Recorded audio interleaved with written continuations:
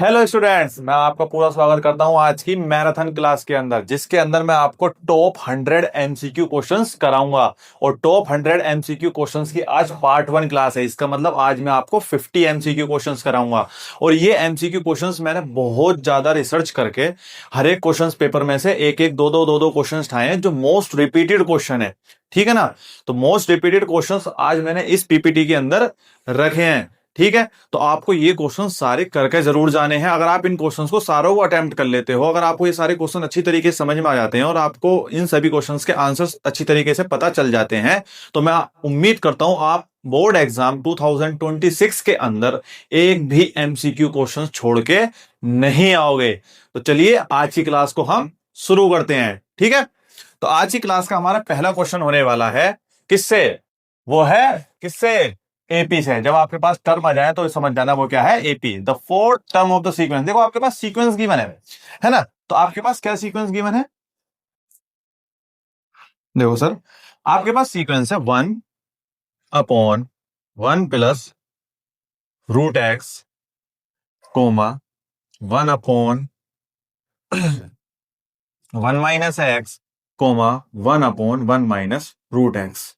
यहां पर आप देख रहे हैं कि सारी की सारी टर्म जो है वो डिफरेंट हैं। तो पहले आप इनका डिनोमिनेटर को सेम कर लो। तो आप इसको रेशनलाइज करोगे, तो इसको जब रेशनलाइज करोगे तो यानी कि 1 - √x से मल्टीप्लाई ऊपर करोगे, 1 - √x से मल्टीप्लाई नीचे करोगे।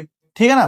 तो आप इसका जब रेशनलाइज करोगे तो 1 - √x यानी कि 1 - √x से मल्टीप्लीकेशन आप ऊपर करोगे, √x से मल्टीप्लीकेशन नीचे करोगे। तो जब ऊपर मल्टीप्लीकेशन करोगे तो आपके पास आ जाएगा 1 - √x अपॉन नीचे कितना जाएगा, 1 - √x की मल्टीप्लिकेशन से याद करोगे तो 1 - x, कहेंगे √x का स्क्वायर हो जाएगा, यानी कि a² - b² बन जाएगा। तो यानी कि पहली टर्म आपके पास ये हो जाएगी, दूसरी टर्म आपके पास क्या हो जाएगी, 1 - के x, और तीसरी टर्म सर आपके पास कितनी हो जाएगी? देखो इसको जब आप रेशनलाइज करोगे तो आप मल्टीप्लीकेशन करोगे 1 + √x अपॉन 1 + √x।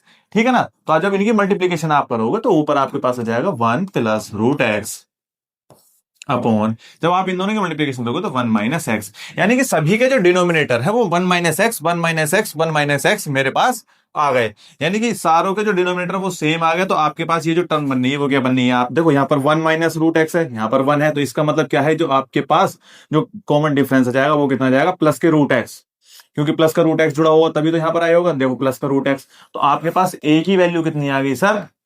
वो कितनी आ गई? 1 - √x अपॉन 1 - x। वहीं आप अगर इसमें d निकालना चाहोगे तो सर आप d को जब निकालोगे तो अगली टर्म में से पिछली टर्म को सब्ट्रैक्ट करते हैं, यानी कि 1/1 - x minus 1 - √x upon 1 - x। दोनों का एलसीएम सेम है, तो आपके पास वैल्यू हो जाएगी 1 - x, 1 - 1 + √x। 1 से 1 कैंसिल हो जाएगा तो आपके पास आ जाएगा x अपॉन 1 - x। ठीक है ना। तो आपको ये बात समझ में आ गई होगी, d की वैल्यू √x अपॉन 1 - x, और वहां पर a की वैल्यू हमारे पास 1 - √x अपॉन 1 - x। और आपको टर्म कौन सी निकालनी है सर? फोर्थ टर्म कौन सी निकालनी है सर आपको? फोर्थ। तो जैसा कि आप जानते हैं फोर्थ टर्म क्या होती है किसी भी जीपी की, वो किसी भी एपी की, a + 3d। अब आपके पास जो a की वैल्यू है सर आपके पास वो आएगी 1 - √x अपॉन 1 - x। और वहीं आपके पास जो वैल्यू दे रखी है डी की वो कितनी है सर? +3। और डी की वैल्यू मैंने आपको निकाल कर दिखाई है, वो है √x upon 1 - x।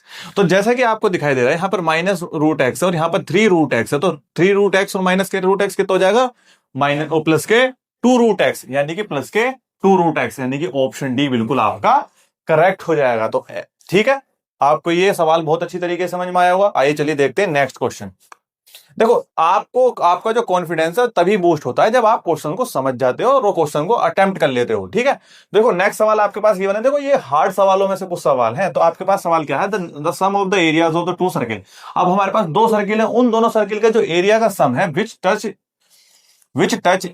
Each other externally is कितना है? 153 पाई।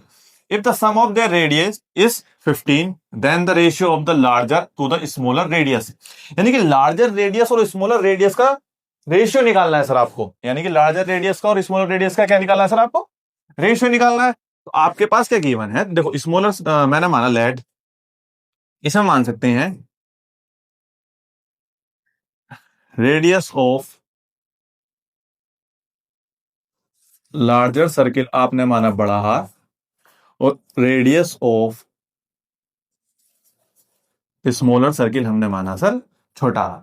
आपके पास एरिया का सम कितना दे रखा है 153 pi. It means a larger circle का जो एरिया होगा वो होगा सर पाई आर स्क्वायर, और छोटे वाले सर्किल का एरिया कितना होगा सर पाई आर स्क्वायर, और इन दोनों का सम जो हमारे पास गिवन है वो 153 पाई है। और दूसरी बात, if the sum of the radius is 15, यानी कि रेडियस का जो सम है आपके पास वो तो ऑलरेडी गिवन है R plus R equals to 15। ठीक है, अब बात समझिए। अब आप इन दोनों में से पाई अगर कॉमन ले लेते हो तो आपके पास आर प्लस आर स्क्वायर, आपके पास वैल्यू कितनी बचेगी 153 पाई। अगर आप पाई से पाई को कैंसिल कर देते हो तो आपके पास R square plus R square बराबर 153 बचेगा, यानी कि R square plus R square equal to 153, यानी कि आपके पास जो वैल्यू आएगी R square plus R square, और आपको निकालना क्या है रेशियो, यानी कि आर की वैल्यू पता होनी चाहिए और छोटे वाले आर की वैल्यू भी पता होनी चाहिए। अगर आप इन दोनों टर्म का स्क्वायर करते हो, स्क्वायरिंग बोथ साइड, तो आपके पास जो वैल्यू हो जाएगी आर स्क्वायर प्लस 2 बड़ा आर छोटा आर बराबर 15 का स्क्वायर। ठीक है सर। अब आप जानते हैं कि R square plus R square की जो वैल्यू है वो 153 है।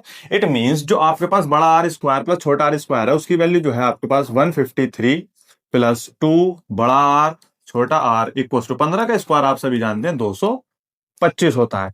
153 को आप इधर लेकर जाओगे तो आपके पास 2 बड़ा आर छोटा आर इक्वल टू कितना आ जाएगा 225 माइनस 153। ठीक है, तो आपके पास 2 बड़ा आर छोटा आर इक्वल टू आपके पास जो वैल्यू आ जाएगी सर वो कितनी आ जाएगी वो कितनी आ जाएगी सर, आपके पास वैल्यू आ जाएगी, देखो 5 में से 3 गया आपके पास बचा 2, और सर 22 में से 15 गया आपके पास बचा 7। आप 2 से 72 को कट कर सकते हो तो आर और आर की वैल्यू आपके पास कितनी आ जाएगी 36। ठीक है, अब आप जानते हैं अगर 36 के दो फैक्टर अगर आपको करने पड़ेंगे तो आपके पास जो वैल्यू आएगी वो छोटे आर और बड़े आर की वैल्यू निकल कर आ जाएगी। आपको जो निकालना है सर वो रेशियो निकालना है ना। आपको जो निकालना है वो कितना निकालना है, रेशियो निकालना है।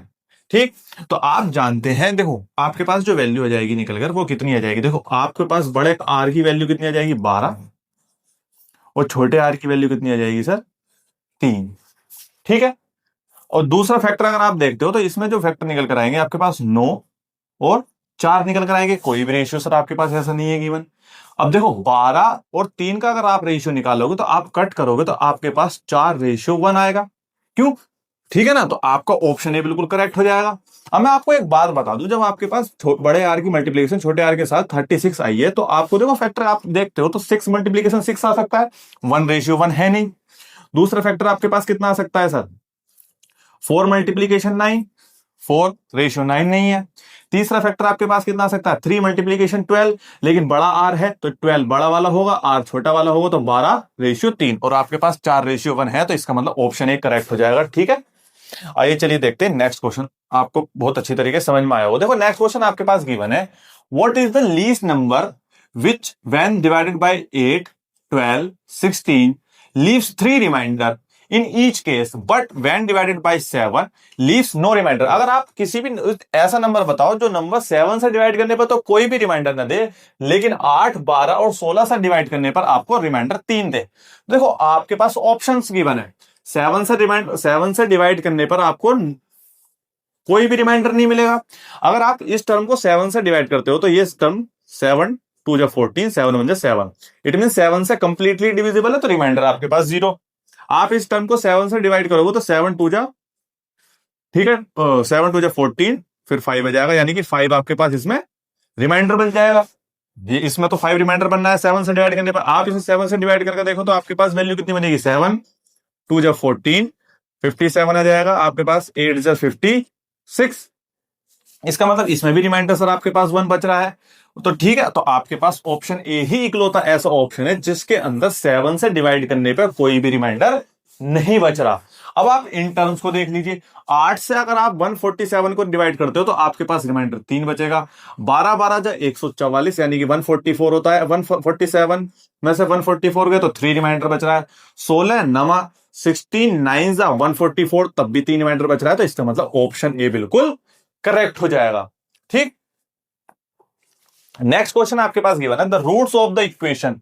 ऑप्शन है अपोजिट ग्रेटर, देखो अपोजिट है, greater roots in magnitude is positive, opposite greater root is magnitude is negative, reciprocal to each other और नन ऑफ दिस। तो देखो आपके पास जो भी क्वाड्रेटिक इक्वेशन है आप उसके रूट्स निकाल लो।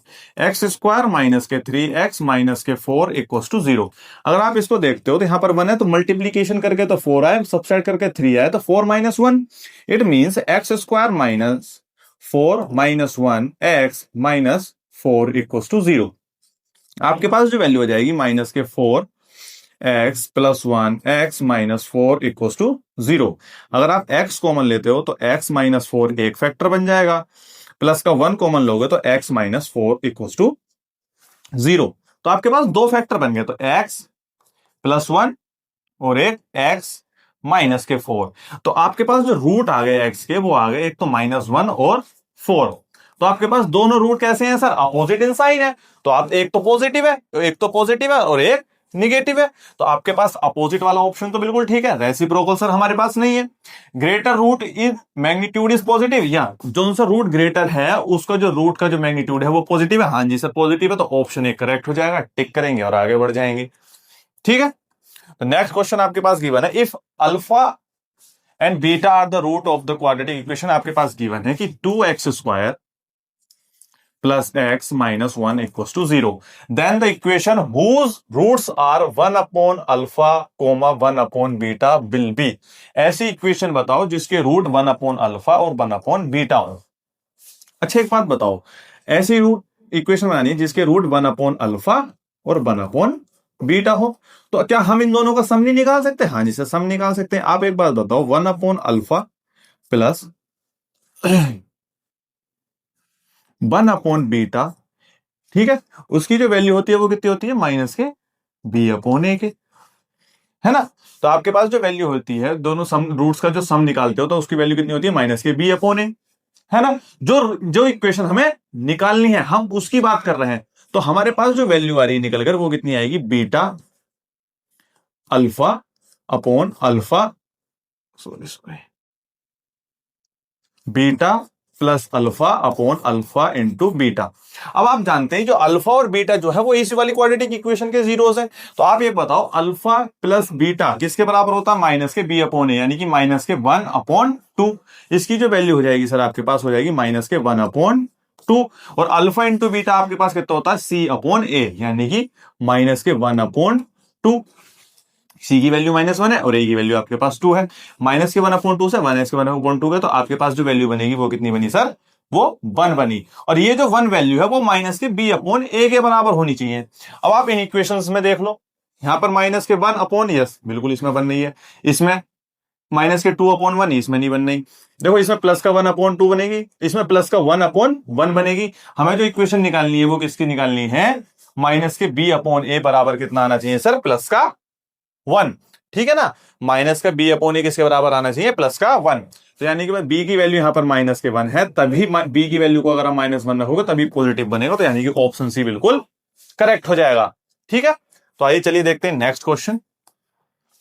नेक्स्ट क्वेश्चन आपके पास गिवन है if the lateral surface area of the right circular cone is 2 times its base. देखो मैं एक कोन बना लेता हूं, ये आपके पास कोन है,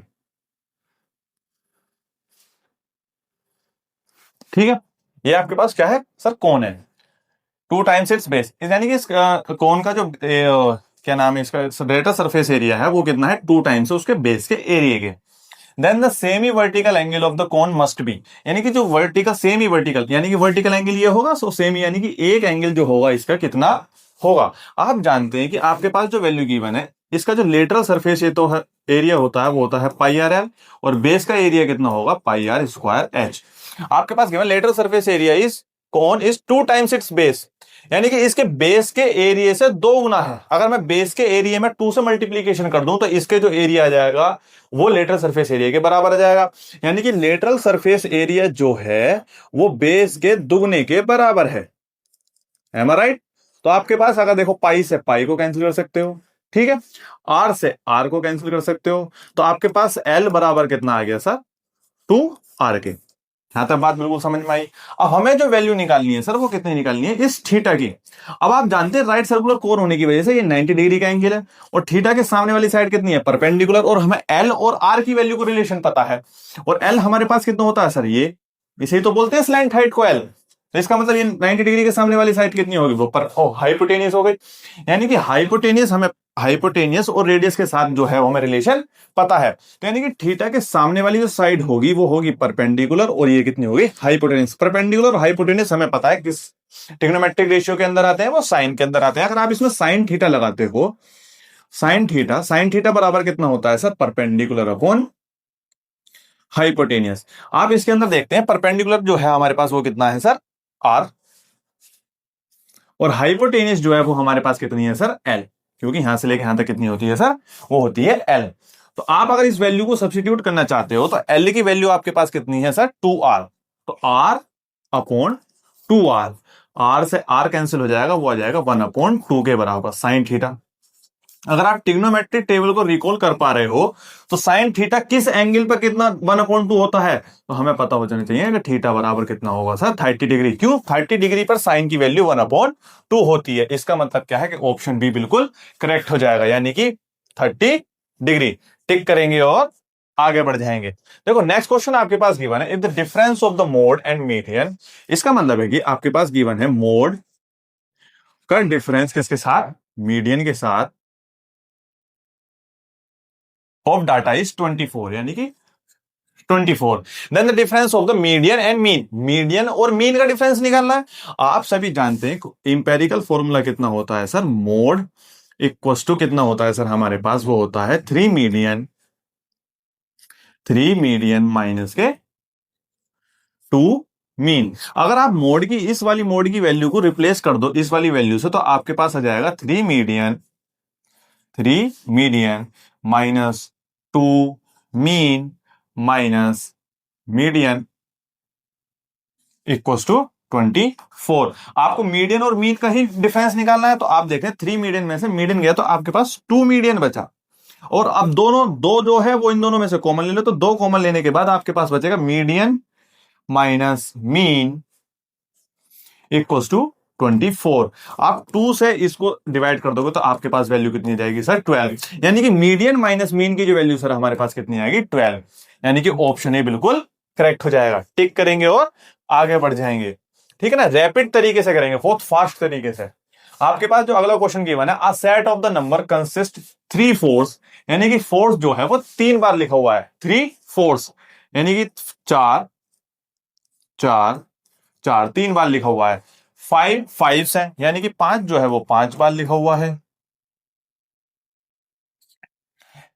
एंड 6 6 यानी कि 6 जो है वो 6 टाइम लिखा हुआ है,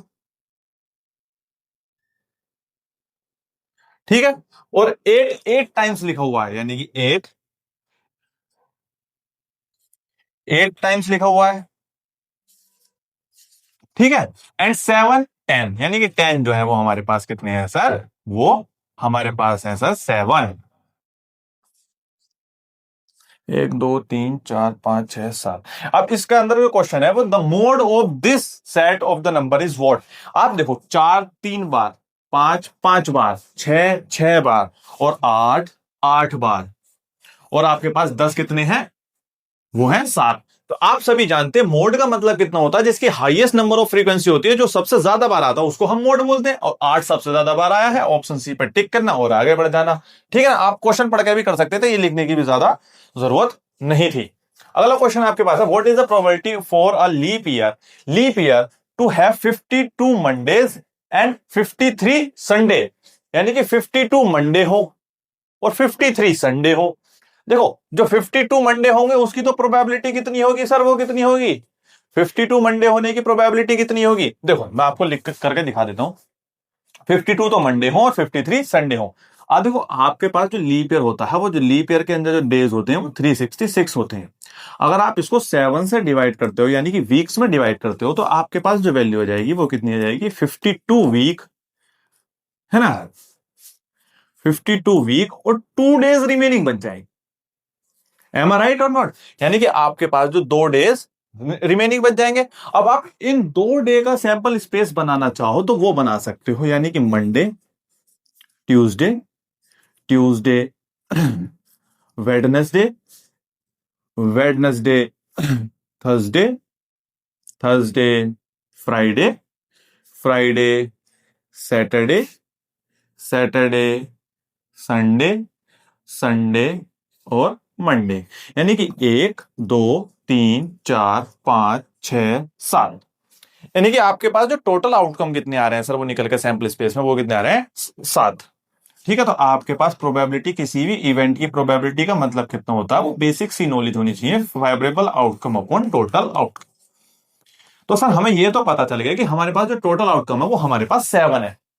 अब आपके पास क्वेश्चन है कि 52 तो मंडे हो और 53 संडे हो। तो आप देख रहे हैं कि 53 संडे, एक तो संडे इसमें आ रहा है एक आउटकम में, और एक संडे इसमें आ रहा है। अगर मैं इस वाले आउटकम को लूंगा तो मंडे भी हमारे पास कितने टाइम्स हो जाएगा सर, मंडे भी हमारे पास कितना हो जाएगा, 53 हो जाएंगे। लेकिन मंडे जो होने चाहिए वो होने चाहिए 52। तो 53 संडे होने के लिए केवल हमारे पास केवल ये ही एक आउटकम है जो हमारे फेवरेबल में आएगा। तो फेवरेबल आउटकम हमारे पास कितने हो गया, 1। इसका मतलब क्या है, ऑप्शन डी बिल्कुल करेक्ट हो गया, यानी कि 1/7 इसका आंसर हो जाएगा। टिक करेंगे। देखो लीप ईयर सुनने पर अगर आप 53 संडे पर अगर आप लगा दोगे तो फिर बस 2/7 टिक कर दोगे, क्योंकि आपके मन में बसा पड़ा है। लेकिन आप इस सवाल को यहां से पढ़ें, ठीक है। अगला सवाल आपके पास है, the quadratic equation whose one root is, देखो आपके पास जो रूट गिवन है वो कितना है सर, 1/2 प्लस √5 है। पहले आप इसको रेशनलाइज कर लो, 2 माइनस √5, 2 - √5, इसकी मल्टीप्लीकेशन आप करोगे तो 2 - √5, यानी कि आप a plus B, a minus B, 2 का स्क्वायर आपके पास 4, √5 का स्क्वायर आपके पास 5। ठीक है, तो आपके पास जो वैल्यू बन जाएगी वो बन जाएगी 2 - √5 अपॉन -1। देखो -1 को आप ऊपर लेके जाओगे तो ऊपर वाली टर्म जो है वो पलट जाएगी, यानी कि आपके पास जो रूट बन जाएगा √5 माइनस के 2, यानी कि आपको पता quadratic equation whose one root is this, यानी कि जो रूट है वो हमारे पास √5 -2 है। तो आपको ऐसी क्वाड्रेटिक इक्वेशन निकालनी पड़ेगी जिसका रूट √5 -2 हो। तो आप हर एक वैल्यू में क्या है आप पुट करके देख सकते हो सर, है ना। देखो अगर आप x की जगह वैल्यू, देखो इसका स्क्वायर कर लो, क्योंकि हमें x का स्क्वायर करना है। तो √5 -2 आप इसका स्क्वायर करो तो आपके पास जो वैल्यू आ जाएगी सर वो कितनी आ जाएगी, √5 का स्क्वायर सर 5, 2 का स्क्वायर आपके पास 4 माइनस के 2 × 2 4√5, है ना, यानी कि 9 - 4√5, ये आपके पास वैल्यू आ जाएगी सर निकल के। यानी कि अगर आप देखते हो तो एक्स स्क्वायर की वैल्यू सर हमारे पास कितनी आ गई, क्योंकि आप वैल्यू पुट करके देख रहे हो। तो एक्स स्क्वायर की वैल्यू हमारे पास 9 4√5 प्लस 4 की मल्टीप्लीकेशन आप किसके साथ करोगे, इसके साथ, तो आपके पास आ जाएगा 4√5, 4 की मल्टीप्लीकेशन इसके साथ करोगे तो माइनस का 8 और -1। तो आप इसमें वैल्यू देख रहे हो तो सर आपके पास कितना है, 4√5 से 4√5 कट गया, -8 -1 ये 9, यानी कि ऑप्शन ए ही इसका बिल्कुल करेक्ट आंसर हो जाएगा। आई होप आपको ये सवाल बहुत अच्छी तरीके समझ में आया हो। देखो कॉम्पिटेंसी बेस्ड क्वेश्चन है ये। नेक्स्ट क्वेश्चन आपके पास गिवन है, if sin theta cos theta are the roots of the equation ax² + bx + c = 0, यानी कि आपके पास कौन सा रिलेशन वेरीफाई कर रहा है। आप एक बात बताओ सर आप मेरे को कि sin थीटा + cos थीटा आपके पास रूट्स हैं। आप एक बताओ alpha plus beta equal to आपके पास वैल्यू कितनी होती है सर, -b/a होती है सर हमारे पास वैल्यू।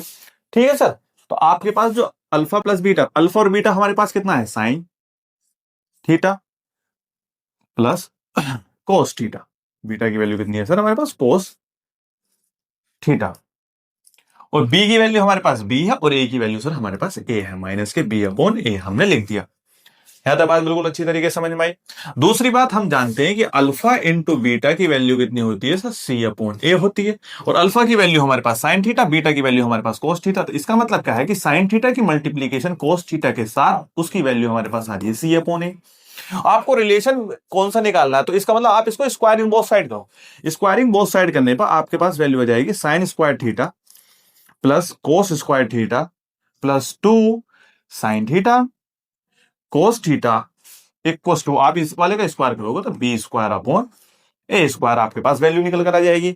अब आप जानते हैं कि sine square theta cos square theta की वैल्यू हमारे पास 1 होती है, plus sine theta cos theta की मल्टीप्लीकेशन सी अपॉन ए के बराबर है, यानी कि 2c upon A equal to B square upon A square. यहां तक बात बिल्कुल अच्छी तरीके से समझ में आई। अब आप जानते हैं पूरी इक्वेशन को आप ए स्क्वायर से मल्टीप्लीकेशन कर दो। अब यानी 1 की मल्टीप्लीकेशन ए स्क्वायर से, तो ए स्क्वायर 2a, ए स्क्वायर की मल्टीप्लीकेशन इससे कर दो तो ए से ए की पावर कट जाएगी, तो आपके पास 2ac बचेगा। और यहां पर कितना बचा सर आपके पास, बी स्क्वायर। देखो बी स्क्वायर को आप इधर लेकर आओगे तो आपके पास वैल्यू बनेगी ए square minus K B square plus के 2ac इक्वल टू 0। यानी कि ऑप्शन आपके पास बिल्कुल ए कितना कैसा हो जाएगा सर, करेक्ट हो जाएगा। ठीक है, नेक्स्ट क्वेश्चन आपके पास गिवन है कि ABC is a right angle triangle, angle B आपके पास कितना है 90 डिग्री है, ए बी की वैल्यू 12 है, ए सी की वैल्यू आपके पास 13 है। A circle with centre O inscribed inside a circle, यानी कि इस सर्किल की आपको रेडियस निकालनी है। देखो मैं आपको एक ट्रिक सिखा देता हूं। अगर आपके पास कोई भी राइट एंगल ट्राइंगल हो और उसके अंदर कोई भी सर्किल इंस्क्राइब हो, अब आपको इस सर्किल की रेडियस निकालनी हो, तो मैं आपको एक बात बता दूं, अगर आपके पास ये परपेंडिकुलर है, ये बेस है और ये हाइपोटेनियस है, तो आपके पास जो आर की वैल्यू होगी, ये ट्रिक अपने दिमाग में याद रखना। ठीक है, तो ये ट्रिक आपको हमेशा अपने दिमाग में याद रखनी है। आर की जो वैल्यू होगी वो P plus B minus H upon 2 होगी।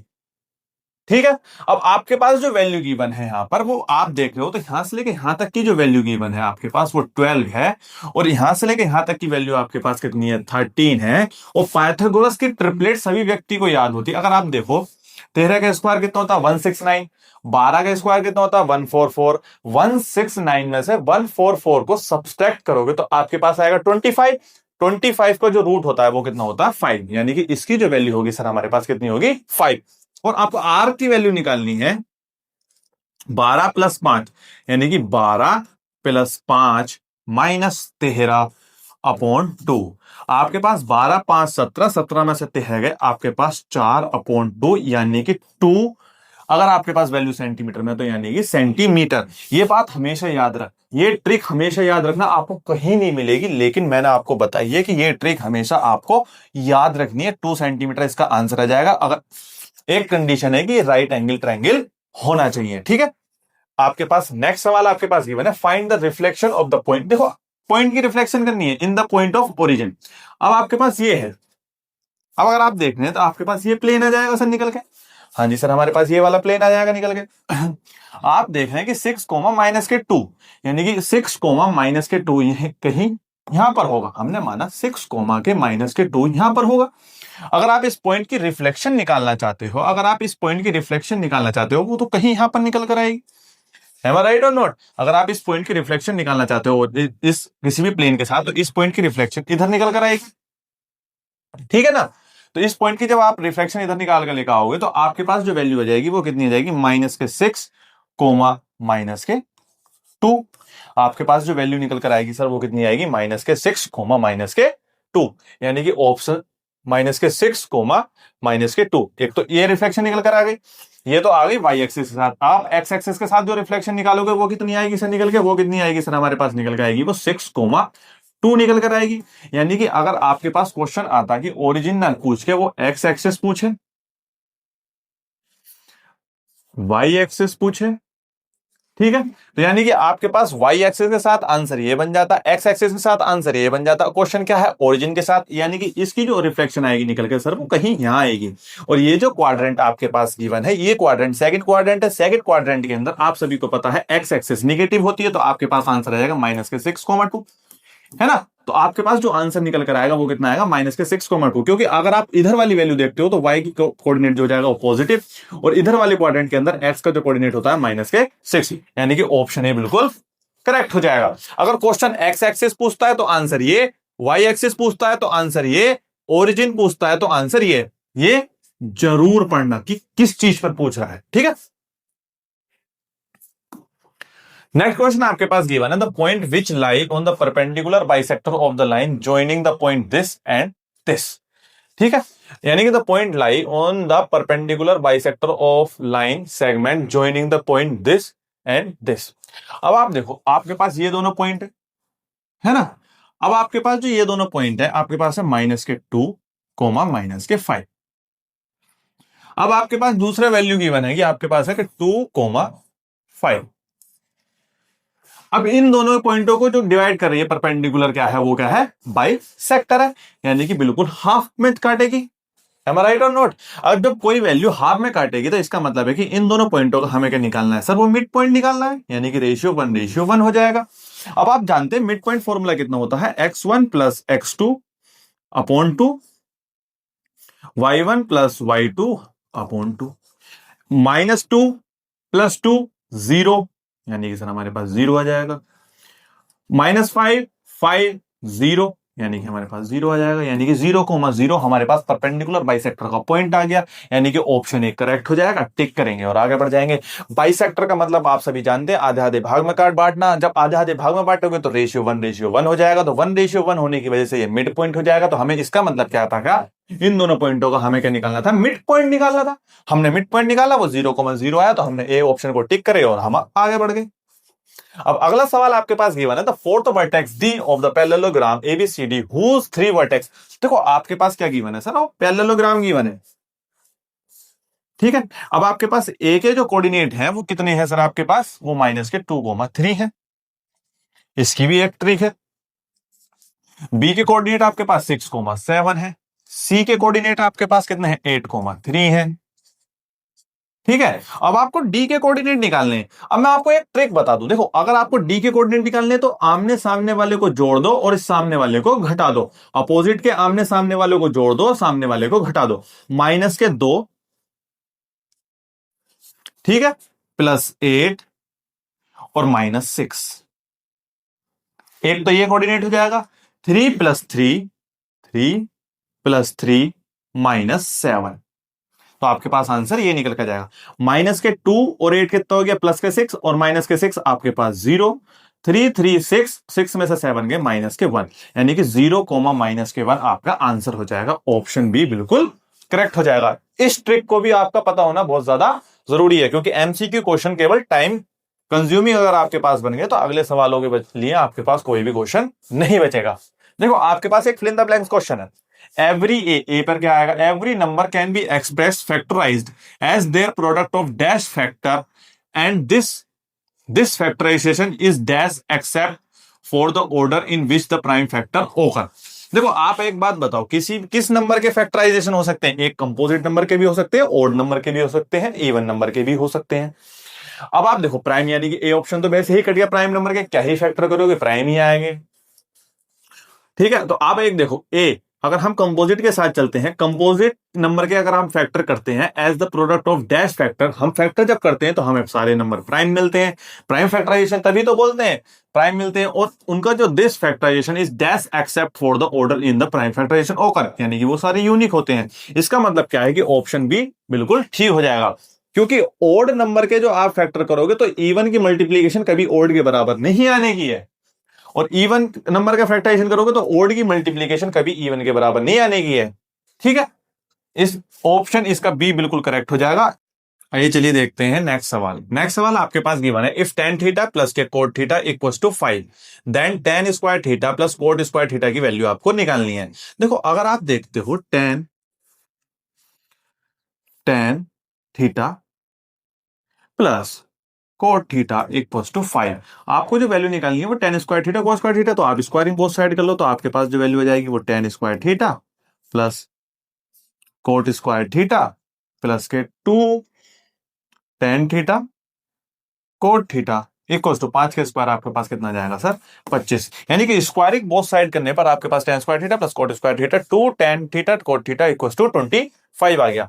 आप जानते हैं दोनों के जब रेसिप्रोकल का मल्टीप्लीकेशन एक साथ कर देते हैं, tan का रेसिप्रोकल cot है, cot की tan के साथ मल्टीप्लीकेशन करोगे तो सर आपके पास 1 आएगा, प्लस का 2 बनेगा, इधर जाकर सब्ट्रैक्ट हो जाएगा, यानी कि आपके पास जो वैल्यू हो जाएगी वो tan square theta plus coat square theta plus का 2 है तो इक्वल जाएगा आपके पास कितना जाएगा 25 माइनस के 2 इक्वल टू 23, यानी कि ऑप्शन ए बिल्कुल करेक्ट हो जाएगा। टिक करेंगे और आगे बढ़ जाएंगे। ठीक है, नेक्स्ट क्वेश्चन आपके पास गिवन है the value of sine theta minus 2 sine cube theta upon 2 cos cube theta minus cos theta equal to what. देखो अगर आप देखो तो ऊपर वाली वैल्यू में से साइन थीटा, अगर आप ऊपर वाली जो वैल्यू है इसमें से साइन थीटा कॉमन ले लेते हो तो आपके पास बचेगा 1 माइनस के 2 साइन स्क्वायर थीटा, और नीचे वाली वैल्यू में से कोस थीटा कॉमन ले लेते हो तो आपके पास जो वैल्यू बचेगी कॉमन में नीचे बचेगी वो बचेगी सर हमारे पास 2 कोस स्क्वायर थीटा माइनस 1। यहां तक बात बिल्कुल अच्छी तरीके से समझ में आई? हाँ जी सर हाँ। साइन अपॉन कोस सर टेन थीटा, 1 की जगह हम क्या लिख सकते हैं साइन स्क्वायर थीटा प्लस के कोस स्क्वायर थीटा, क्योंकि आइडेंटिटी होती है कि sine square theta plus cos square theta 1 के बराबर होता है, और माइनस के 2 साइन स्क्वायर थीटा तो है ही, अपॉन हम यहां क्या लिख सकते हैं 2 कोस स्क्वायर थीटा माइनस 1 की जगह हम क्या वैल्यू सब्स्टिट्यूट कर सकते हैं माइनस साइन स्क्वायर थीटा, और इस माइनस की वजह से माइनस का ही हो जाएगा कोस स्क्वायर थीटा। एम आई राइट? यानी कि 1 की जगह हमने प्लॉट करा है sign square theta cos square theta, और माइनस की वजह से ये दोनों माइनस के हो गए, तो आपके पास जो वैल्यू बनेगी वो बनेगी sir tan theta sine theta minus के 2 साइन थीटा, यानी कि ऊपर वैल्यू बचेगी आपके पास कोस स्क्वायर थीटा और माइनस के साइन स्क्वायर थीटा। 2 कोस स्क्वायर थीटा आपके पास यहां पर बचेगी कोस स्क्वायर थीटा माइनस के साइन स्क्वायर थीटा, तो यानी कि आप इन दोनों को काट दोगे तो आपके पास जो वैल्यू बच रही है सर वो टेन थीटा बच रही है, यानी कि ऑप्शन सी बिल्कुल करेक्ट हो जाएगा। और ये एक एनसीईआरटी का सवाल भी है, ठीक है ना, एमसीक्यू में भी ये सवाल बनकर आ जाते हैं। देखो नेक्स्ट क्वेश्चन आपके पास गिवन है the value of cos 1 cos 2 cos 3, इन सारी वैल्यूज का मल्टीप्लीकेशन कितनी होगी। देखो अगर आप देख रहे हो कि आपके पास जो वैल्यू है वो cos 1 डिग्री की मल्टीप्लीकेशन किसके साथ है सर cos 2 डिग्री की, इसी तरीके से चलता जा रहा है cos 179 डिग्री तक, ठीक है 179 डिग्री तक। देखो अगर आप ऐसे चलते चलते चले जाओगे 179 तो कहीं बीच में आप सभी जानते हैं कि cos 90 डिग्री भी पड़ेगा, इन सबके बीच में cos 90 डिग्री भी बनेगा।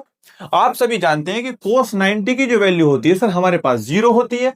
अब आप सारी चीजें मल्टीप्लीकेशन के अंदर हैं और बीच में अगर जीरो आ जाए और जीरो की मल्टीप्लीकेशन जाए दुनिया जहान की चीज किसी चीज से भी मल्टीप्लीकेशन कर लो तो आंसर तो हमारे पास सर जीरो ही आना है, तो ऑप्शन ए को टिक करना और आगे बढ़ जाना। क्यों? क्योंकि cos 90 बीच में आ रहा है, cos 90 जीरो है, सबकी मल्टीप्लीकेशन है तो जीरो बना देगा, ठीक है ना।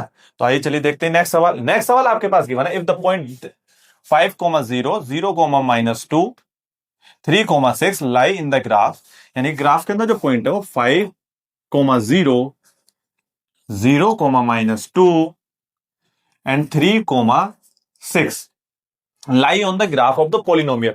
किसी पोलिनोमियल के सारे पॉइंट हैं जो ग्राफ पर लाई कर रहे हैं, then which of the following is a zero of the polynomial, यानी ये कौन सा पॉइंट क्या है जीरोस होगा। आप सभी जानते हैं कोई भी अगर आप पोलिनोमियल का ग्राफ बनाते हो, कोई भी पोलिनोमियल का ग्राफ बनाते हो तो जहां एक्स एक्सिस पे कट करता है हम उसी पॉइंट को क्या मानते हैं, हम जीरोस मानते हैं। तो अगर कोई भी पॉइंट एक्स एक्सिस पे कट होगा तो उस पॉइंट को हम क्या मानते हैं, कभी भी आप देख लेना वो एक्स कोमा जीरो होता है। क्यों? एक्स एक्सिस पे जो वाई का कोऑर्डिनेट होता है सर वो हमारे पास जीरो होता है, इसमें वाई का कोऑर्डिनेट -2 है, इसमें वाई का कोऑर्डिनेट 6 है और इसमें वाई का कोऑर्डिनेट 0 है। इट मींस इसका जो जीरो होगा वो कितना होगा सर 5, यानी कि ऑप्शन ए बिल्कुल करेक्ट हो जाएगा, यानी कि ऑप्शन ए 5 इसका आंसर बिल्कुल करेक्ट हो जाएगा। ठीक है, टिक करेंगे और आगे बढ़ जाएंगे।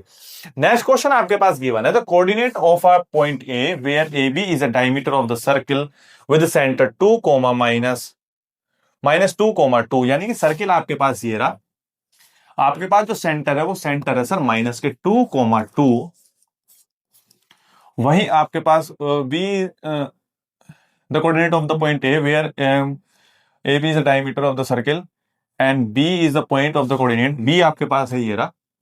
हमने ये बी मान लिया, बी के कोऑर्डिनेट आपके पास 3,4 हो गया, और ए के कोऑर्डिनेट आपको निकालने हैं, और ये हमारे पास डायमीटर है। आप सभी जानते हैं डायमीटर है तो सेंटर आपके पास क्या होगा, मिड पॉइंट। एम आई राइट? यानी कि आपके पास अगर ये कोऑर्डिनेट एक्स कोमा वाई है, तो इसका मतलब इन दोनों के सम का आधा -2 के बराबर होना चाहिए। तो यानी कि एक्स प्लस 3 का आधा -2 के बराबर होना चाहिए। 2 की मल्टीप्लीकेशन आप करोगे तो x प्लस 3 इक्वल टू -4 के बराबर होना चाहिए। 3 इधर कितना है, प्लस का इधर जाएगा सब्सट्रैक्ट का, तो x की वैल्यू सर आपके पास -7 आ जाएगी। 3 इधर जाकर माइनस में हो जाएगा, तो x की वैल्यू तो सर हमारे पास -7 आ गई।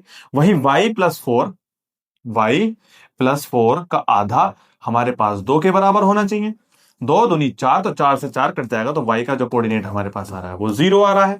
यानी कि y का कोऑर्डिनेट कितना आ रहा है हमारे पास 0, यानी कि 7,0 -7,0, यानी कि ऑप्शन डी बिल्कुल करेक्ट हो जाएगा। टिक करेंगे और आगे बढ़ जाएंगे। नेक्स्ट क्वेश्चन आपके पास गिवन है cosec A minus sine A, sec A minus cos A, tan A plus cot A की वैल्यू आपके पास कितनी होगी। देखो आपके पास कोसेक ए बराबर कितना होता है, 1 माइनस साइन ए, 1 अपॉन साइन ए, और ये कितनी वैल्यू आपके पास, साइन ए। सेक किसके बराबर होता है, 1 अपॉन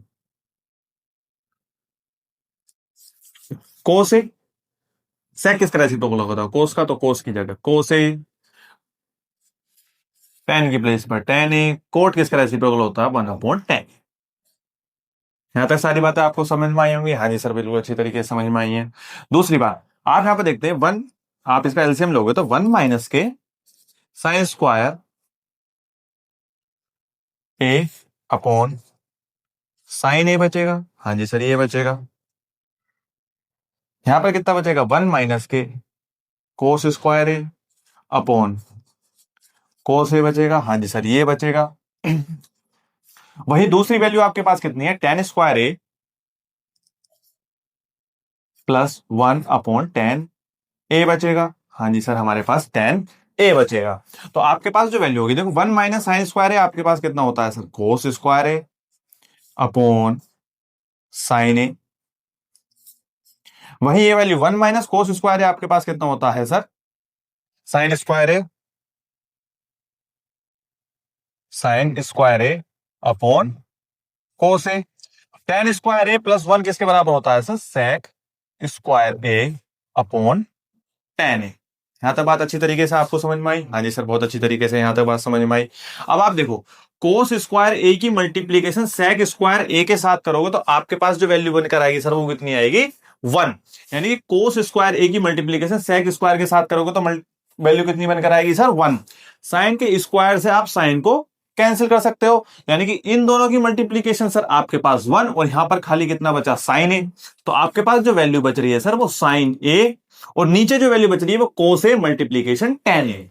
यानी कि आपके पास नीचे जो वैल्यू बच रही है वो सर वो कोस ए मल्टीप्लीकेशन टेन ए, ये बच रही है। अब आप बताओ साइन अपॉन कोस किसके बराबर होता है, टेन ए, और डिवाइड में कितना आ जाएगा सर, टेन ए। तो आपके पास जो वैल्यू बनकर आ जाएगी सर वो कितनी आ जाएगी, 1। यानी कि ऑप्शन ए बिल्कुल करेक्ट हो जाएगा। देखिए नेक्स्ट क्वेश्चन। नेक्स्ट क्वेश्चन आपके पास गिवन है, देखो segment joining the points of the contact of two parallel tangent may or may not be pass through the center, will pass through the center, will not pass through the center, और none of these।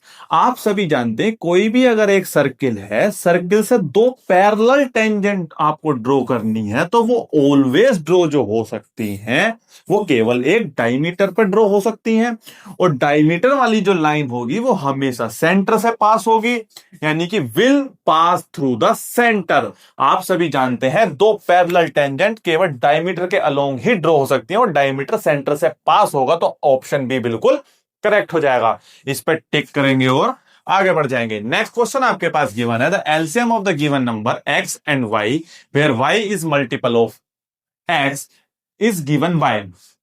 y किसका multiple है, x का। यानी कि देखो आपके पास 3 के multiple निकालने, जैसे 3 का मल्टीपल निकालोगे तो आपके पास 3, 6, 9 बनता चला जाएगा। अगर y x का मल्टीपल है तो इसका मतलब है कि y के अंदर x का फैक्टर आगे होंगे, और आपको एलसीएम निकालना है, यानी कि y is a multiple of x, तो आपका y जो होगा वो इसका एलसीएम ही बनकर आ जाएगा। अगर आप इन दोनों नंबर का एचसीएफ निकालना होता, अगर आपको पास एचसीएफ निकालना होता तो आपके पास आंसर एक्स निकल कर आता, आपके पास आंसर एक्स निकल कर आता। ठीक है, अगर आपको एचसीएफ निकालना है तो सर एक्स, और इसका एलसीएम निकालना है तो सर वाई। ठीक है, अब आपके पास है कि what number should be added to the polynomial so the 3 is the zero of the polynomial, यानी कि 3 इसका जीरो बन जाए। 3 इसका क्या बन जाए सर, जीरो बन जाए, यानी कि 3 पुट करने पर इस पोलिनोमियल की वैल्यू कितनी बन जाए, जीरो बन जाए। तो यानी कि आप इसमें वैल्यू को क्या ऐड करें जो इसका पोलिनोमियल क्या बन जाए, वो जीरो बन। देखो आप 3 को पुट करो, 3 का स्क्वायर 5 मल्टीप्लीकेशन 3 प्लस 4, तो इसका मतलब कि 3 का स्क्वायर 9, 5 3 15 प्लस 4, यानी कि आपके पास जो वैल्यू बनेगी वो कितनी होगी, 4 और 9 और 4 13, और आपके पास जो वैल्यू हो जाएगी 15, यानी कि माइनस के 2, यानी कि इसकी जो वैल्यू आपके पास कितनी निकल कर आई है, माइनस के 2। यानी कि अगर 3 को जीरो इसका पोलिनोमियल का बनाना है तो 3 को पुट करने पर इस पोलिनोमियल की वैल्यू जीरो बननी चाहिए। तो इसका मतलब है कि अगर इस पोलिनोमियल की वैल्यू को मैं 2 बढ़ा दूं तो इस पोलिनोमियल पर 3 पुट करने पर इस पोलिनोमियल की वैल्यू जीरो बन जाएगी, यानी कि आपका जो आंसर हो जाएगा वो प्लस का 2 हो जाएगा। ठीक है ना, प्लस का 2 हो जाएगा। ठीक है, नेक्स्ट क्वेश्चन आपके पास गिवन है, if one equation of the pair of dependent linear equation is this, then second equation will be. देखो आपके पास डिपेंडेंट इक्वेशन कौन सी होती है, डिपेंडेंट इक्वेशन उस इक्वेशन को बोलते हैं जो कोइंसिडेंट लाइन होती है, क्योंकि कोइंसिडेंट लाइन ही केवल डिपेंडेंट लाइन होती है। क्यों, क्योंकि पैरेलल लाइन ऑल दोनों डिपेंडेंट तो होती नहीं, क्योंकि उनका सॉल्यूशन नहीं होता। इंटरसेक्टिंग लाइन क्योंकि डिपेंडेंट होती नहीं है, क्योंकि वो दोनों आपस में यूनिक सॉल्यूशन प्रोड्यूस करती हैं। तो डिपेंडेंट लाइन होने के लिए केवल कोइंसिडेंट की कंडीशन होती है। कोइंसिडेंट की जो कंडीशन होती है आपके पास a1 upon a2, b1 upon b2 और c1 अपॉन c2, तीनों की तीनों वैल्यू को आपके पास बराबर होना पड़ेगा। तो आपके पास a1 की वैल्यू कितनी है 2, b1 की वैल्यू आपके पास a2 की वैल्यू आप देख रहे हैं यहाँ पर, आप देखते हो तो 2 अपॉन 2 1, 5 अपॉन 5 1 और 3 अपॉन 6 1 अपॉन 2, यानी कि ये ऑप्शन नहीं हो सकता। 2 अपॉन 3 5 अपॉन 5 1 बनना, ये ऑप्शन नहीं हो सकता। 2 अपॉन -10 तो वैल्यू कितनी बन जाएगी आपके पास, माइनस के 1 अपॉन 5। 5 अपॉन 20 माइनस के 25, ये भी माइनस के 1 अपॉन 5। देखो ये वैल्यू 3 इधर है और ये 15 इधर है, अगर आप 15 को आप इधर लेके जाओगे तो माइनस के 15 हो जाएगा। तो 3 अपॉन माइनस के 15 आपके पास कितनी आ जाएगी, माइनस के 1 अपॉन 5। तो यानी कि ये ऑप्शन तो बिल्कुल करेक्ट बैठ रहा है, तो यानी कि इसका ऑप्शन सी बिल्कुल सही हो जाएगा। लेकिन अगर आप देख रहे हैं कि ऑप्शन डी को अगर आप देखोगे तो डी वाला जो ऑप्शन है उसको भी आप चेक करोगे तो आपके पास 2 अपॉन 10 को देखोगे तो 1 अपॉन 5, 5 अपॉन 25 को देखोगे तो 1 अपॉन 5, 3 अपॉन 15 को वैल्यू को देखोगे तो आपके पास जो वैल्यू बन जाएगी वो भी 1 अपॉन 5 बन रही है, यानी कि ऑप्शन डी भी इसका बिल्कुल करेक्ट हो सकता है। तो इसका जो आंसर होगा बोथ सी एंड डी होगा। ठीक है, इसका जो आंसर होगा वो सी और डी दोनों ऑप्शन बिल्कुल ठीक बैठा है। देखो अगला सवाल आपके पास गिवन है, if one root of the equation X square plus P X plus 12 equals to 0 is 4 while the equation X square plus P X plus Q equals to 0 has root the value of Q is, यानी कि आपके पास जो one of the root of the equation is 4, यानी कि आपके पास जो इक्वेशन की जो वैल्यू दे रखी है 4 है, then while the equation this equals to 0 has equal root, यानी कि इस वाली इक्वेशन के जो रूट है वो इक्वल है, तो आपके पास जो वैल्यू बनकर आ रही है वो what is the value of Q, Q की वैल्यू क्या होगी।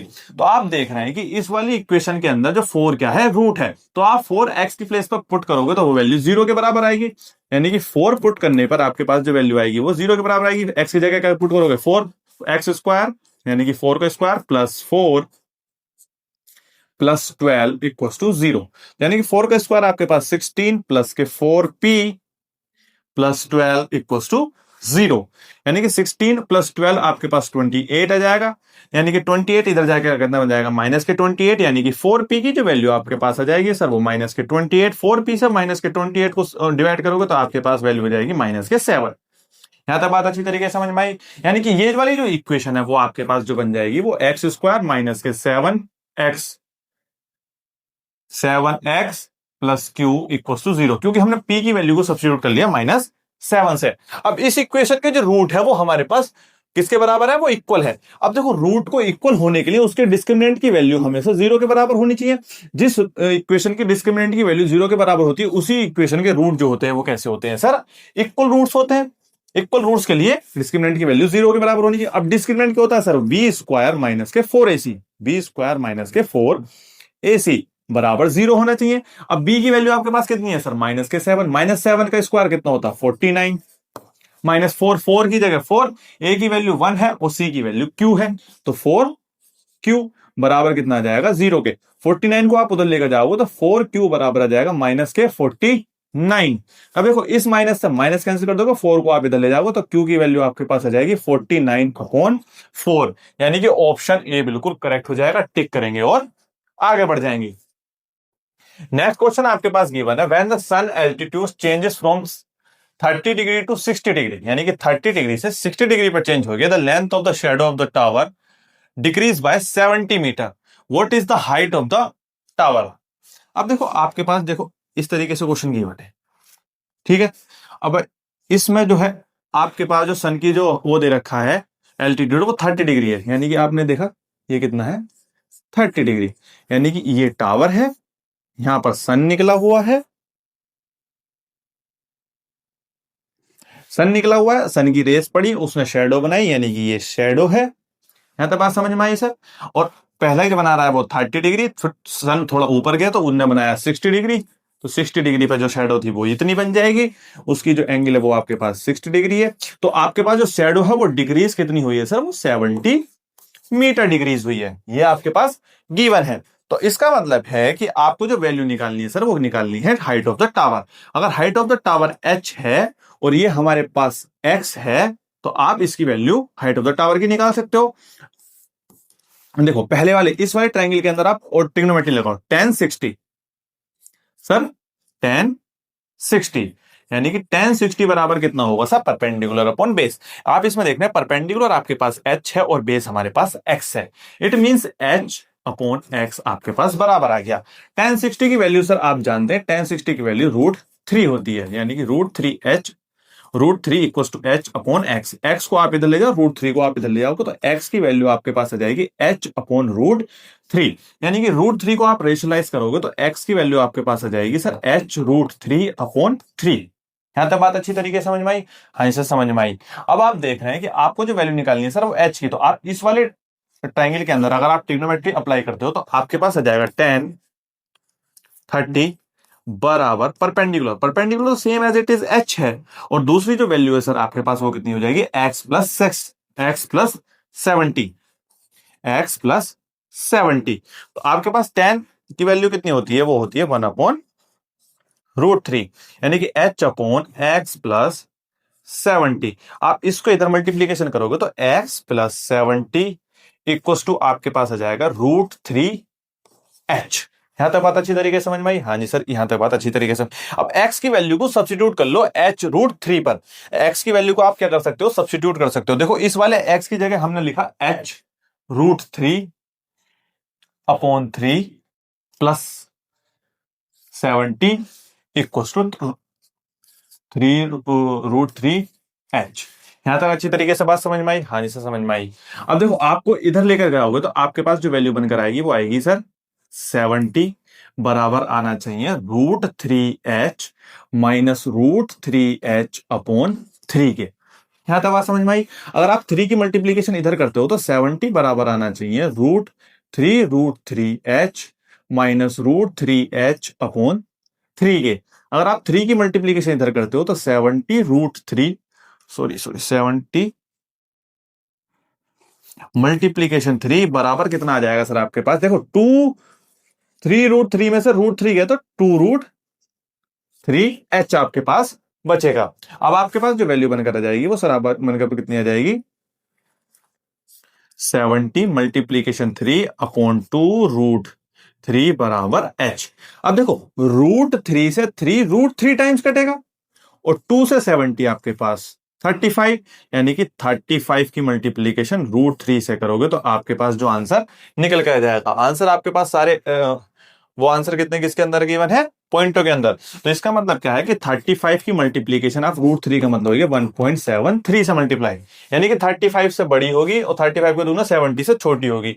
30 से बड़ी 70 से छोटी, केवल ऑप्शन सी आ रहा है, इसका मतलब ऑप्शन सी को टिक करेंगे और आगे बढ़ जाएंगे।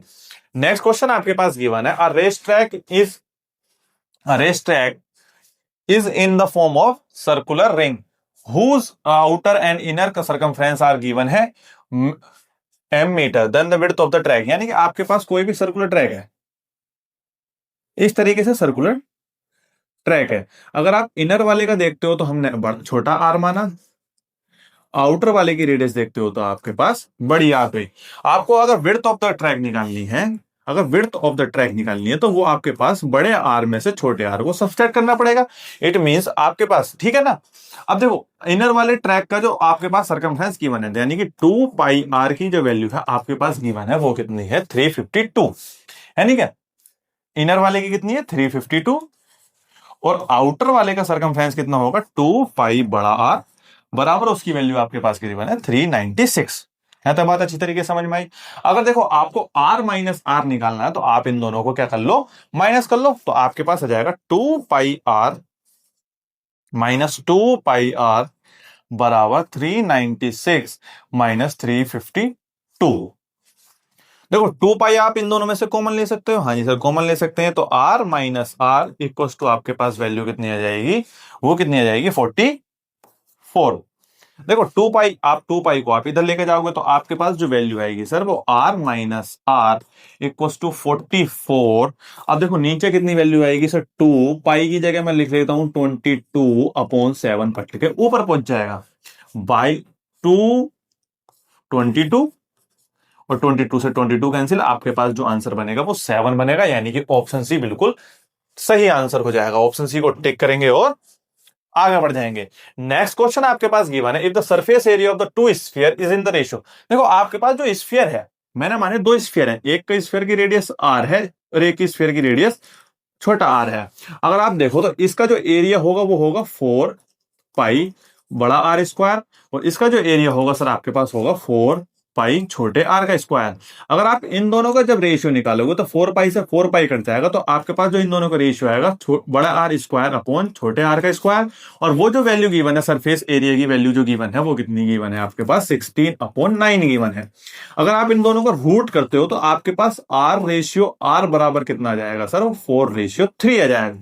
है तो बात समझ में आई। अब आपको इनके वॉल्यूम का रेशियो निकालना है, तो आप सभी जानते हैं वॉल्यूम कितना होता है, 4/3 बड़ा आर का क्यूब अपॉन 4/3 छोटे आर का क्यूब, छोटे आर का क्यूब। 4/3 पाई को 4/3 पाई से कैंसिल कर दोगे तो इसका मतलब है कि आपको जो वैल्यू निकालनी है आर क्यूब अपॉन छोटे आर का क्यूब की वैल्यू निकालनी है। तो इसका मतलब है कि आप इन दोनों वैल्यू के क्या कर दोगे, क्यूब। 4/3 का क्यूब कितना होगा, 4 का क्यूब आप सभी जानते हैं वो 64 होता है, 3 का क्यूब आपके पास 27 होता है। इसका मतलब ऑप्शन बी को टिक करेंगे और आगे बढ़ जाएंगे। ठीक है ना, ऑप्शन बी को टिक करेंगे और आगे बढ़ जाएंगे। नेक्स्ट क्वेश्चन आपके पास गिवन है, the radius of the two circle, two cylinder आपके पास गिवन है 2:3 एंड देयर हाइट का रेशियो भी आपको रेशियो ऑफ देयर वॉल्यूम। देखो आपके पास, देखो पहला जो अगर आप देखो सिलेंडर का जो वॉल्यूम होता है पाई आर स्क्वायर एच, तो दूसरे वाले सिलेंडर का वॉल्यूम कितना होगा, पाई बड़ा आर और बड़ा एच मान लेते हैं। ठीक है ना, तो पाई से पाई कैंसिल करोगे तो आपके पास जो वैल्यू हो जाएगी वो आर अपॉन छोटे आर स्क्वायर और एच अपॉन एच, यही तो आएगी। तो आपके पास जो रेशियो गिवन है वो कितना है, अगर आप रेडियस का रेशियो देते हो 2:3, यानी कि 2:3 का तो स्क्वायर कर दो, और छोटे एच और एच का रेशियो कितना हो जाएगा सर, वो 5:3 से मल्टीप्लीकेशन कर दो, यानी कि 4/9 की मल्टीप्लीकेशन 5/3, तो यानी कि 20/27। इट मींस आपका जो ऑप्शन बी है वो बिल्कुल करेक्ट हो जाएगा। ठीक है ना, ऑप्शन बी को टिक करेंगे और आगे बढ़ जाएंगे। नेक्स्ट क्वेश्चन आपके पास गिवन है, an event is very unlikely to happen, यानी कि अनलाइकली टू हैपन। देखो अनलाइकली टू हैपन, किसी भी इवेंट को अनलाइकली टू हैपन का मतलब है कि वह इवेंट नहीं होने का, और किसी इवेंट का ना होना मतलब क्या होता है, उसकी जो प्रोबेबिलिटी होगी ऑलमोस्ट जीरो होगी। अनलाइकली टू हैपन की इवेंट की प्रोबेबिलिटी कितनी होती है, ऑलमोस्ट जीरो, यानी कि क्लोजेस्ट टू कितनी, देखो ये जीरो के सबसे ज्यादा नजदीक होगा ये या ये, यानी कि सबसे छोटी जो वैल्यू है आपके पास ये है। तो अनलाइकली टू हैपन का जो आंसर हो जाएगा वो 0.0001 हो जाएगा। ठीक है ना, टिक करेंगे और आगे बढ़ जाएंगे। नेक्स्ट क्वेश्चन आपके पास गिवन है, in the given figure x की वैल्यू आपको निकालनी है। फिगर एक्स एक्स की वैल्यू आपको सर निकालनी है। देखो आपके पास 46 46 ये एंगल कॉमन हो जाएगा, यानी कि ऊपर वाला जो ये वाला ट्रायंगल है वो इस बड़े वाले ट्रायंगल के सिमिलर होगा। पहली बात तो ये, जब सिमिलर ट्रायंगल होते हैं तो उनकी करस्पॉन्डिंग साइड होगा सर रेशियो बराबर होता है। देखो के एन के या फिर के एन अपॉन के एम बराबर होगा P N upon L M. यहां तक तो बात आप सभी को हर एक सवाल के अंदर आती होगी, ठीक है ना। अगर आप देखते हो तो के एन की वैल्यू आपके पास कितनी है सी, के एम की वैल्यू कितनी आपके पास है V plus C, P N की वैल्यू आपके पास कितनी है एक्स, और एल एम की वैल्यू आपके पास कितनी है सर ए। तो ए की मल्टीप्लीकेशन आप कर दोगे तो ए सी अपॉन बी प्लस सी, ए सी अपॉन बी प्लस सी, यानी कि ऑप्शन बी बिल्कुल करेक्ट हो जाएगा। टिक करेंगे और आगे बढ़ जाएंगे। नेक्स्ट क्वेश्चन आपके पास गिवन है, if the point P K comma 0 divide the line segment joining the points this and this in the ratio this, find the value of K. यानी कि आपके पास जो वैल्यू है 2 कोमा -2, ये दो पॉइंट है आपके पास माइनस के 7,4। इन दोनों पॉइंटों के बीच में एक पॉइंट है वो है के कोमा 0। ये रेशियो कितना बनना है सर आपके पास 1:2 बनना है ना, 1:2 बनना है। 1:2 में डिवाइड कर रहा है तो इसमें आपको के की वैल्यू निकालनी है। तो के की वैल्यू निकालने के लिए मैंने आपको एक फॉर्मूला बता रखा है, सेक्शन फॉर्मूला। सेक्शन फॉर्मूला क्या कहता है, अगर ये रेशियो m रेशियो n है, ये x1 ये y1 है, ये बड़ा x ये बड़ा y है, और ये x2 y2 है, तो आप सभी को पता है x कोमा y बराबर कितना होता है n x1, यानी कि इसकी इधर multiplication m x2 upon m plus n comma n y1 plus m y2 upon m plus n। यहां तक सभी व्यक्ति को पता होगी। x की वैल्यू आपके पास सर कितनी हो जाएगी के, तो यानी कि ये वाली वैल्यू किसके बराबर होगी इसके, तो आप इस वाली वैल्यू को आप देखो ही मत, है ना सर। तो आपके पास जो k की वैल्यू कितनी हो जाएगी सर, वो k बराबर आपके बराबर हो जाएगा वो 2 की मल्टीप्लीकेशन 2 के साथ आपके पास 4 आ जाएगा, 1 की मल्टीप्लीकेशन 7 के साथ आपके पास माइनस का 7 आ जाएगा, m प्लस n आपके पास 3 आ जाएगा। तो k बराबर आपके पास 4 - 7 माइनस के 3 अपॉन 3, 3 से 3 काटोगे तो आपके पास -1 की वैल्यू आ जाएगी। ऑप्शन डी करेक्ट हो जाएगा। टिक करेंगे और आगे बढ़ जाएंगे।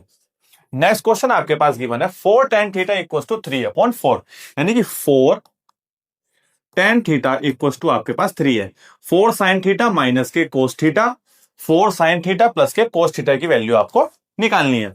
तो आपके पास जो वैल्यू हो जाएगी tan थीटा बराबर आपके पास कितना हो जाएगा 3/4। आप सभी जानते हैं tan थीटा किसके बराबर होता है, perpendicular upon base. It means इस ये जो है आपके पास परपेंडिकुलर और ये हमारे पास कितनी है सर, वो हमारे पास है सर बेस।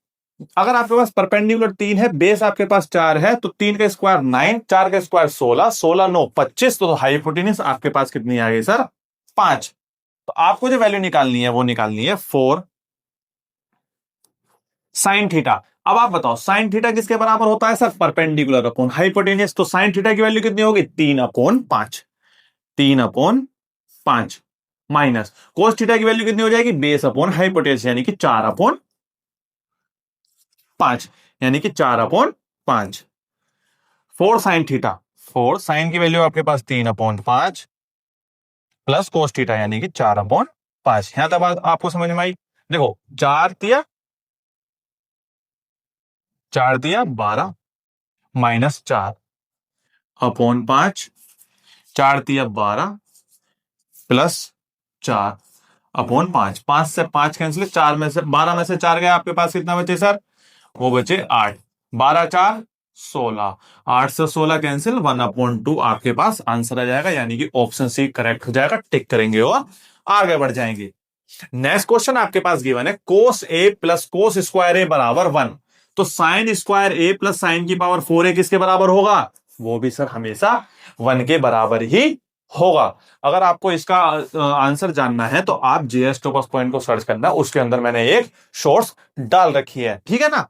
नेक्स्ट क्वेश्चन आपके पास गिवन है if sec theta plus tan theta बराबर p, तो tan थीटा की वैल्यू आपके पास क्या होगी। देखो मैं आपको बता दूं, अगर sec theta plus tan theta बराबर p है तो sec theta minus tan theta बराबर होगा 1/p। इस बात को हमेशा याद रखना। देखो अगर आपको इसका प्रूफ जानना है तो आप सभी जानते हैं sec square theta minus ten square theta trigonometric identity होती है, वो बन के बराबर होती है। यहां तक बात आप सभी को समझ में आई।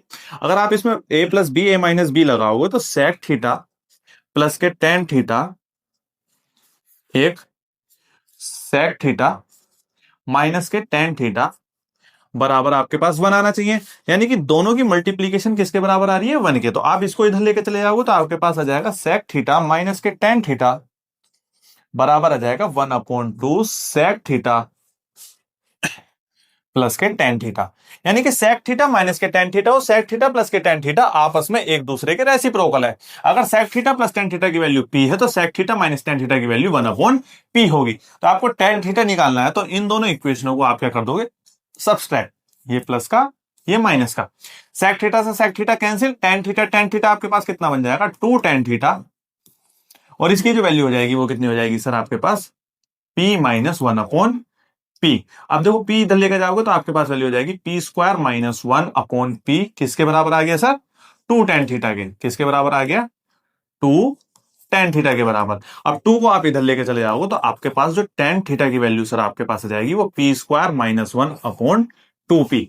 यानी कि टेन थीटा की वैल्यू आपके पास कितनी जाएगी, P square minus one upon to P. अगर मैंने टेन थीटा की वैल्यू निकाल ली तो आप सेक थीटा की वैल्यू को निकालकर कमेंट बॉक्स में कमेंट करें, ठीक है ना। नेक्स्ट क्वेश्चन आपके पास गिवन है, टू कॉन्सेंट्रिक सर्किल, दो कॉन्सेंट्रिक सर्किल है of radii A and B, A की वैल्यू बड़ी है बी से। एक सर्किल सर आपके पास ये रहा, एक सर्किल आपके पास सर ये रहा। यानी कि ए की वैल्यू बड़ी है, यानी कि ए की जो रेडियस, ए जो रेडियस है वो बड़े वाले सर्किल की है, बी जो रेडियस है वो छोटे वाले सर्किल की है। If the length of the code of the larger circle which touch is the other circle, यानी कि लार्जर सर्किल पर टच होने वाले जो कोड होगा उसकी कोड की आपको लेंथ निकालनी है। देखो मैं आपको एक बात बताऊं, अगर ये सेंटर है तो यहां से लेके यहां तक की वैल्यू सर आपके पास कितनी होगी सर, वो होगी ए, क्योंकि बड़े वाले रेडियस ए है। यहां से लेके यहां तक की वैल्यू सर आपके पास कितनी होगी सर, वो बी, क्योंकि यहां से छोटे वाली जो रेडियस है वो हमारे पास बी है। अगर आप इस वाली वैल्यू को निकालना चाहते हो तो आप जानते हो ये 90 डिग्री का एंगल है, क्योंकि टेंजेंट टच जो एक लाइन टच करती है सर्किल को वो टेंजेंट होती है, और टेंजेंट जो होती है रेडियस के साथ परपेंडिकुलर होती है। अगर आपको ये वाली वैल्यू निकालनी है तो इस वाली वैल्यू को निकालोगे तो आपके पास हाइपोटेनियस ये है, बेस कोई भी परपेंडिकुलर ये है, तो ये जो वैल्यू हो जाएगी वो अंडर रूट आप जानते हो ए स्क्वायर माइनस बी स्क्वायर हो जाएगी, ठीक है ना, पाइथागोरस के अनुसार। अब इतनी वैल्यू आपके पास under root A square minus K B square होगी, तो ये वाली वैल्यू भी आपके पास कितनी होगी, वो under root A square minus K B square होगी। जब आप इन दोनों का सम करोगे, क्यों, क्योंकि परपेंडिकुलर जो होता है, जो परपेंडिकुलर किसी भी कोड पर होता है वो बाइसेक्ट कर देता है। यानी कि ये वाली वैल्यू इस वाली वैल्यू के बराबर होगी, तो ये वैल्यू और ये वैल्यू को आप सम करोगे तो आपके पास आ जाएगा two under root A square minus K B square, यानी कि two under root A square minus K B square. Option D सही हो जाएगा, टिक करेंगे और आगे बढ़ जाएंगे। नेक्स्ट क्वेश्चन आपके पास गिवन है, the number of the zeros polynomial. Polynomial आपके पास क्या है, देखो ये पॉलिनोमियल आपके पास क्या बन जाएगा, एक्स स्क्वायर, ये वैल्यू कितनी बन जाएगी सर, प्लस के फोर, आपके पास माइनस के फोर एक्स प्लस के फोर। तो आपके पास जो वैल्यू बनेगी वो एक्स स्क्वायर माइनस के फोर एक्स प्लस के एट बनेगी, है ना सर। यानी कि सम करके तो आपके पास कितना है फोर, और प्लस करके फोर, मल्टीप्लीकेशन करके कितना है सर आपके पास कितना है एट। तो ऐसे कोई भी दो नंबर होंगे तो उसके जो जीरोस कितने होंगे, नंबर ऑफ जीरोस, यानी कि नंबर ऑफ, देखो अब इसके जीरोस आपके पास पता है कि नो रियल रूट्स, बस इमेजिनरी रूट तो इसके एग्जिस्ट करेंगे, करेंगे नहीं करेंगे। तो अगर इसका इमेजिनरी रूट एग्जिस्ट करेंगे तो आपके पास जो आंसर आ जाएगा वो ऑप्शन बी आ जाएगा, ऑप्शन बी को टिक करेंगे। यानी कि जिसकी पहले डिग्री देखी जाती है, अगर आपके पास डिग्री 2 है तो इसके जो रूट्स होंगे वो कितने होंगे, 2 होंगे। इस क्वेश्चन में कहीं भी नहीं लिखा पड़ा है कि रियल रूट बताने हैं, ठीक है ना, इसके 2 रूट होंगे। अगर रियल रूट पूछता तो उसका आंसर 0 होता। नेक्स्ट क्वेश्चन आपके पास गिवन है, if one root of the quadratic equation 5x square plus 2x plus q equal to 2 is reciprocal to another, यानी अगर एक रूट इस वाली इक्वेशन का आपके पास अल्फा है तो दूसरा 1 अपॉन अल्फा है, क्योंकि रेसिप्रोकल है ना, reciprocal of another. Find the value of Q square, यानी कि क्यू स्क्वायर की वैल्यू आपको निकालनी है। आप सभी जानते हैं प्रोडक्ट ऑफ रूट जो होता है वो बराबर होता है सी अपॉन ए के। ए की वैल्यू आपके पास सर 5 है और सी की वैल्यू सर आपके पास कितनी है, देखो 2 भी आपके पास गिवन है, 2 को आप इधर लेकर आओगे तो इसका मतलब क्या है कि अल्फा से अल्फा कैंसिल हो जाएगा 1। अगर आप यहां पर देखो, अगर आप यहां पर देखते हो तो आपके पास जो इक्वेशन बनेगी वो 5x स्क्वायर प्लस के 2x, और 2 को आप इधर लेकर आओगे तो आपके पास जो वैल्यू बनेगी वो q माइनस के 2 बनेगी, Q माइनस के 2, है ना, कितना, Q माइनस के 2, A की वैल्यू आपके पास कितनी बन जाएगी 5। तो आपके पास जो C की वैल्यू बनेगी वो सर कितनी बनेगी, Q माइनस 2, और A की वैल्यू आपके पास कितनी बनेगी सर, वो 5। 5 को आप इधर लेकर आओगे तो 5 इक्वल टू आ जाएगा Q माइनस के 2, -2 को आप इधर लेकर आओगे तो आपके पास आ जाएगा 5 + 2 इक्वल टू Q, यानी कि Q की जो वैल्यू सर आपके पास आ गई वो कितनी आ गई, 7। अब आपको जो वैल्यू निकालनी है सर वो कितनी निकालनी है, Q स्क्वायर की। तो Q स्क्वायर आपके पास वैल्यू कितनी आ जाएगी, वो आ जाएगी 49 के, यानी कि ऑप्शन सी, ऑप्शन थर्ड आपके पास करेक्ट हो जाएगा। हमेशा ध्यान रखना आपको Q की नहीं, Q स्क्वायर की वैल्यू निकालनी है, और इस दो को आपको इधर लेकर आना पड़ेगा ताकि C की वैल्यू होती है वो कांस्टेंट टर्म होती है, ठीक है ना। टिक करेंगे और आगे बढ़ जाएंगे। नेक्स्ट क्वेश्चन आपके पास गिवन है, in the given figure DE parallel to BC। अब DE जो है वो पैरेलल किसके साथ है, BC के। पहले लाइन है तो आप जानते हैं BPT लगी, find the value of EC, आपको EC की वैल्यू निकालनी है। देखो बाय BPT आप सभी जानते हैं AD अपॉन DB बराबर होता है AE अपॉन EC, ये तो BPT का रूल है। तो AD की वैल्यू आपके पास सर कितनी है 1.5, और DB की वैल्यू आपके पास 3 है, और AE की वैल्यू 1, तो EC की वैल्यू क्या होगी, यहां तक बात समझ में आ रही। आइए देखते हैं नेक्स्ट क्वेश्चन। नेक्स्ट क्वेश्चन आपके पास गिवन है, in the given figure DE parallel to BC find the value of EC। जहां पर पैरेलल लाइन आती है वहां पर हम क्या लगाते हैं सर, BPT, यानी कि अगर आप इस फिगर के अंदर BPT अप्लाई करोगे तो आपके पास वैल्यू हो जाएगी AD अपॉन DB बराबर AE अपॉन EC, ठीक है ना। तो AD की वैल्यू आपके पास कितनी है 1.5, DB की वैल्यू आपके पास कितनी है 3, और AE की वैल्यू आपके पास कितनी है 1, और EC की वैल्यू आपको फाइंड करनी है। इट मींस अगर आप 3 से इसको डिवाइड करोगे तो 0.5 equals to 1 upon EC value आ जाएगी। तो EC को अगर आप इधर लेकर जाओगे तो EC बराबर आ जाएगा 1 अपॉन 0.5, पॉइंट हटाओगे 0 बनेगा, 5 से 10 को कट करोगे तो आपके पास 2 आ जाएगा, यानी कि ऑप्शन सी को टिक करोगे और अगले सवाल पर पहुंच जाओगे।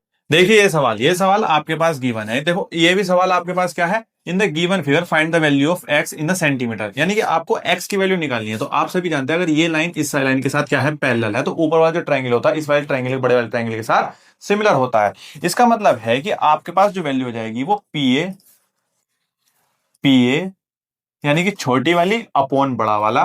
तो आपके पास जो वैल्यू हो जाएगी वो बड़े वाले की कितनी आ जाएगी, PA अपॉन PQ बराबर आपके पास आ जाएगा सर AB अपॉन QR, ठीक है सर। तो PA की वैल्यू आपके पास कितनी आ जाएगी 2.4, और PQ की वैल्यू आपके पास कितनी आ जाएगी सर, वो कितनी आ जाएगी 6, कितनी आ जाएगी 6, इक्वल टू आपके पास जो वैल्यू आ जाएगी वो AB यानी कि 2, और QR की वैल्यू आपके पास कितनी है सर x। देखो 6 4 जा 24 यानी कि 0.4, x को आप इधर लेकर जाओगे 4 को आप इधर लेकर जाओगे तो x की वैल्यू आपके पास आ जाएगी 2 अपॉन 0.4, पॉइंट हटाओगे 0 बढ़ जाएगा, 0 से 24 को 24 को काटोगे तो आपके पास वैल्यू कितनी आ जाएगी 5, यानी कि x बराबर आपके पास वैल्यू कितनी आ जाएगी सर 5।